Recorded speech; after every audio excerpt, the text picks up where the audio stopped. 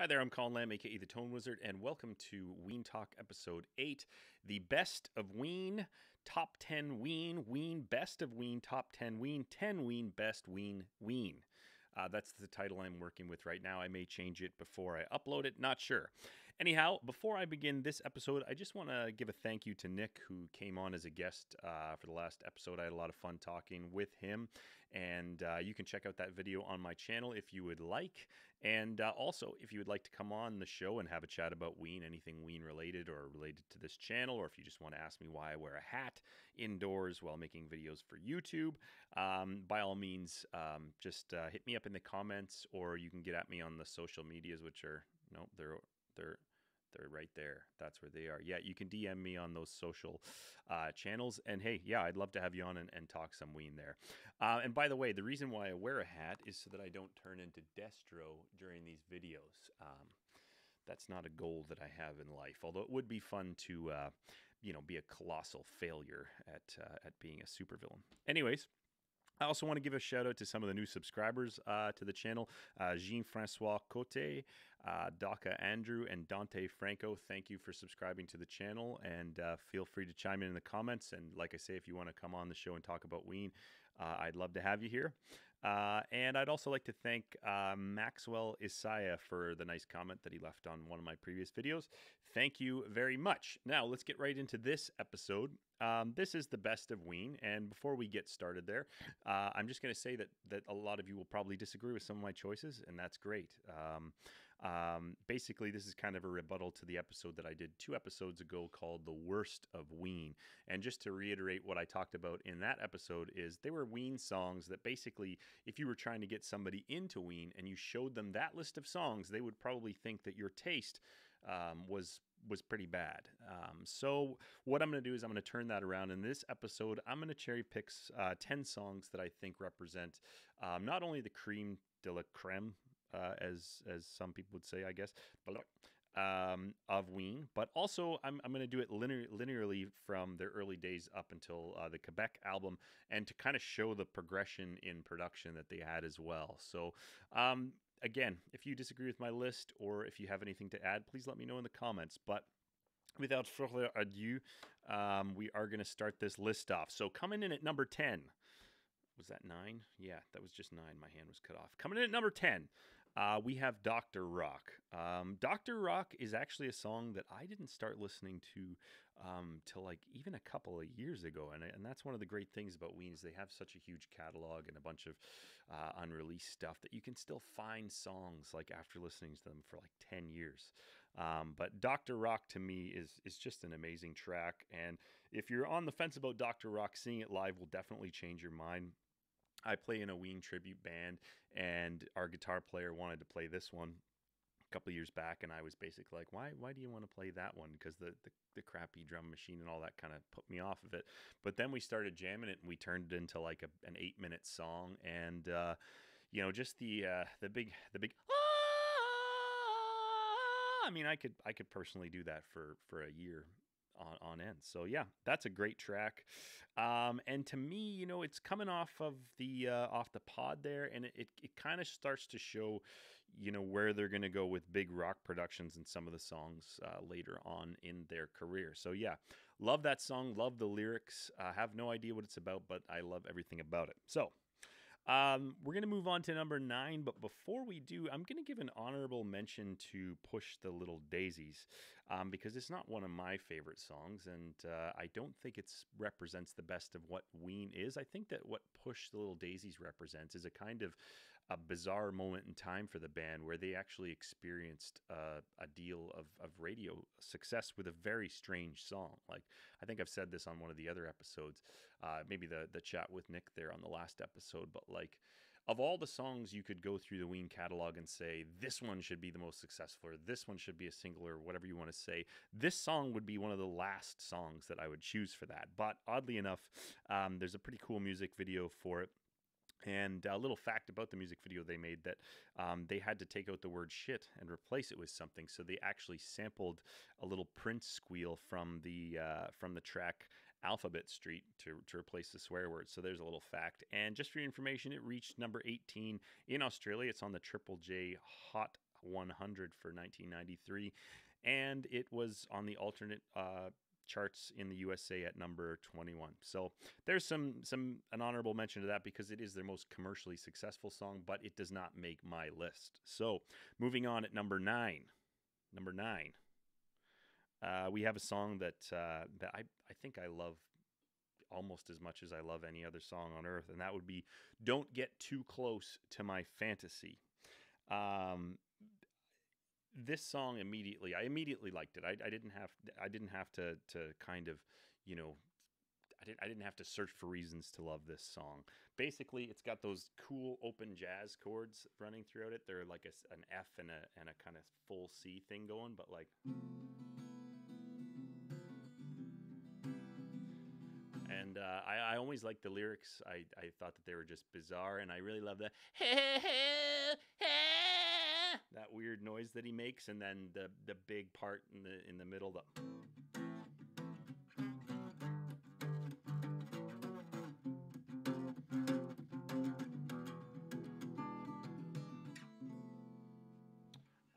I love that song, and seeing it live made me even love it more. I think when they do it live, they usually close it out with kind of a big four part kind of harmony that they do.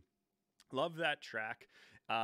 It's kind of like a progression from the Dr. Rock thing where it's weird, but it's a little better put together, and definitely seeing it live, it absolutely fucking rips. Love it. And I love the flangers. I love the flange. So I love that guitar effect and love it on that song. Moving on to number 8. Number 8. That's some production for you right there, folks. Off of Chocolate and Cheese, which is a fucking great album. I was looking at that album to kind of pick some songs, and there are some fucking fantastic songs on that album that I didn't include on this list, like Buenos Tardes, which is another example of a song that on the record it's hilarious, and it's like there's a lot of character-driven sort of thematic qualities to it. But seeing it live, what they do with that song live just takes it to a whole other level. And again, playing in my tribute band, we blow that one up pretty big too. So there's another honorable mention, but I had to choose Freedom of 76 for track 8. It's a signature Ween song. Unfortunately, I did see them butcher it at the Meltdown show in Vancouver. I did a video about that you can check out as well on the channel. But Freedom of 76, the falsetto, the odd guitar chords that they choose, and there's a couple of links that I'm going to share in the comments below with this song. One would be the performance they did on the Jane Pratt show in 1993. It's an absolutely, you wonder who booked them to be on the show. It's hilarious. I mean, there's so many things about Ween's career that don't make sense in the context of how people succeed today. Like Elektra Records heard their demos of the Pod and God Ween Satan and was like, we got to fucking sign these guys, right? And who would believe that, you know, that they'd be what they became. But anyways, this is a great video. I'm sure most of you Ween fans have seen this video. Check it out. It's hilarious. But also, there's a guitar lesson from the man himself from Diener on his own channel, which is a fishing/instructional guitar channel. I don't know how that makes sense, but I'm glad that it's out there. Anyways, you can check out those. I'll post the links in the description of the video. But yeah, great track. And we're going to stick with Chocolate and Cheese, and we're going to move to we're going to go to number 7 here. We're going to go to, can I get both of my fucking hands in a rectangle in front of me? I don't know. You know what the number 7 looks like. Give me a fucking break here. In fact, I'm going to take a little break. It's fucking balls hot. I'm recording this up in Vancouver, BC, and we're having a fucking steamer up here. And oh shit. We got some foam, folks. We got a bad batch of beer here. I mean, it's good beer. I'm glad to have it, but they fucking explode. So, and this is a fucking new T-shirt here. I got my Fearless. See, I can't fucking coordinate myself in front of a camera. How the fuck am I gonna succeed on YouTube? Give me a fucking break. I can't even get the right side of my shirt here. God damn it. Anyways, I ordered this, guys. This is a Fearless Flyers thing. I don't know if any of you guys are Wolfpack fans like I am, but I fucking love Wolfpack, and I love the Fearless Flyers. Nate Smith is a fucking killer on the drum kit, and obviously the bass playing in that, but they got some horns in on. If you don't know what the Fearless Flyers are, just stop watching my video and type in Fearless Flyers, and you will not be disappointed if you like music and instrumentalists and good musicians. Anyways, let's get back on the fucking topic here.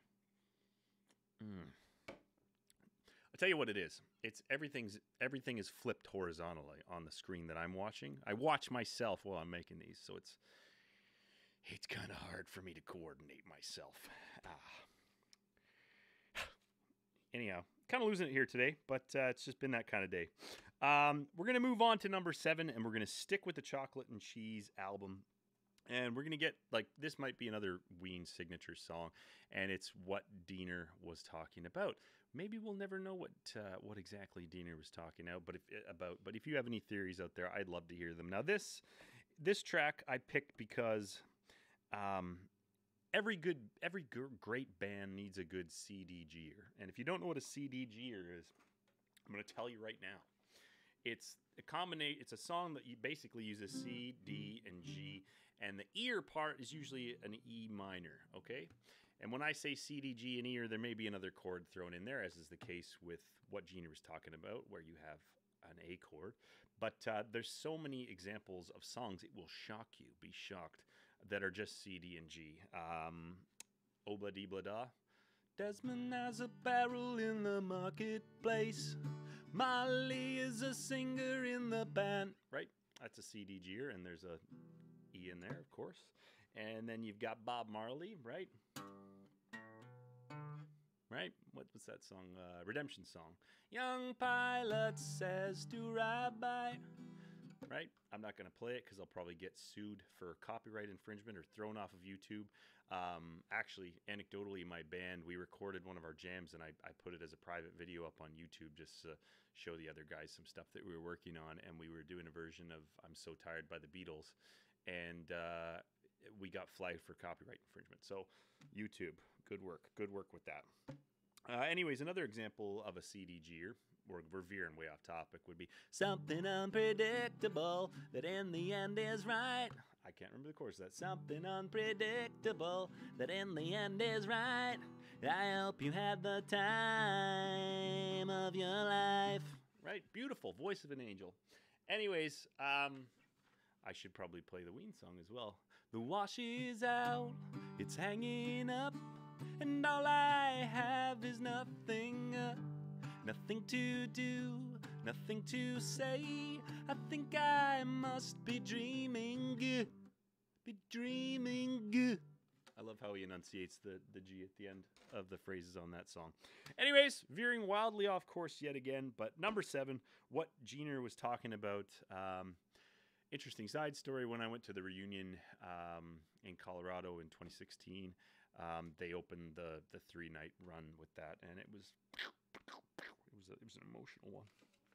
Moving right along here, we're going to get to number 6, and we're going to move to the Mollusk. Like I say, I'm trying to do this somewhat linearly, and I hope it works out. But number 6, Mollusk. What song could he be referring to? Buckingham Green. Basically, if you like electric guitars and smoke machines, then you probably like this song. If you don't like this song, there's a defect with your mind. This isn't one of those Ween songs I would say that you could show to anybody, regardless of their taste in music, and they'll get going a little bit. I don't really need to spend too much time on this track. Everybody knows how good it is, and that's why it's on the fucking list. Yeah, we're going to stick with the Mollusk, and we're going to go to track 5. This would be another track that a lot of people actually know, but might not know that it's Ween and might not know about Ween. Guy that works for me, a younger guy, he had a playlist going in one of the work trucks, and he had Ocean Man on, and I was like, oh, do you know Ween or whatever? And he's like, nah, I just love this song. And he didn't even care about the SpongeBob affiliation or anything like that. Ocean Man is just one of those tracks that you just can't, if it comes on in a playlist, you just can't switch past it, right? A couple other songs like that, Be Reeling in the Years by Steely Dan, can't switch that one off. Whiskey River, the live version, Willie Nelson, can't switch that shit off. Midnight Rider, no, you got to sing the harmonies regardless of whether you can hit them or not. Okay, moving on to number 4. Let's see if I can at least get one hand squared in the vision there. Number 4, we've got the Mollusk, off of the Mollusk. I've been in a band that I've been in for about 10 years, and every time we start a jam, it's basically going to be the Mollusk. It's going to be where, the guy, I'm the singer and the guitar player and the drummer and the bassist will be talking and smoking weed, and just basically, if I just let them go on, they would do that for the whole practice. But instead of that, I choose to do this. I go.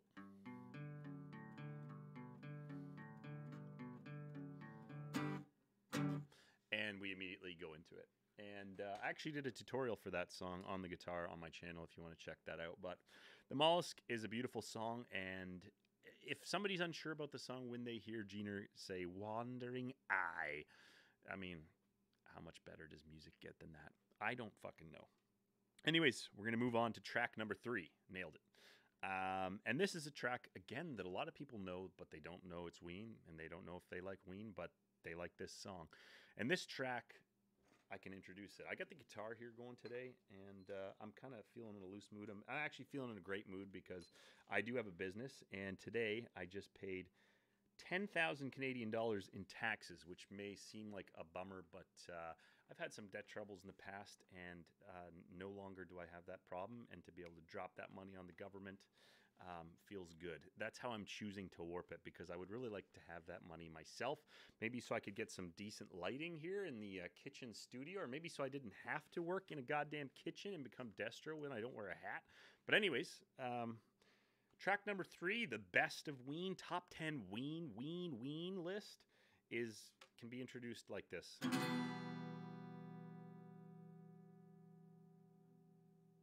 Did I do that good enough? I hope so. Anyways, it's Bananas and Blow.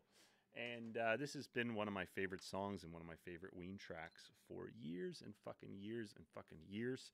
And I mean, who can't relate to this song, right? Right? We've all been there. We've definitely been there. You know what? I am feeling a little bit loose today, so I'll tell a story actually that kind of relates to this track. So I was at the reunion. I can't remember what night it was. I can't remember. Maybe it was night 2 or night 1. But anyways, this track comes on, and there's a couple. They're having a good night, I guess, or they're having a night. Anyways, they're standing. That I will say, they were standing next to me in the stairwell. I had a seat that I was standing in front of, and they were kind of like the aisles were full. I was like right stage, kind of looking down across the stage. These guys come up to me, and this song comes on, and the girl, it was a guy and a girl, and the girl was, she was super attractive, and I'm going to say that right now. And she had a very defined neckline and shoulder line, right? And the guy, I'm not even joking, this track comes on, the guy pulls out a vial of something. I don't know what it could be, but he pours it on this girl, on the nape. Is that the nape? Is this a nape? Is that what that is? Anyways, he pours it on this portion of the girl and racks it up. And I'm like, I'm here and they're right there. And I'm like, oh. And then Buddy's like, you want some of this? And did I take it? Did I do it during that song at that moment at reunion? Did I do it? I'll let you decide. What was it? I'll let you decide. But anyways, track number 3 is Bananas and Blow, one of my favorite tracks of all time.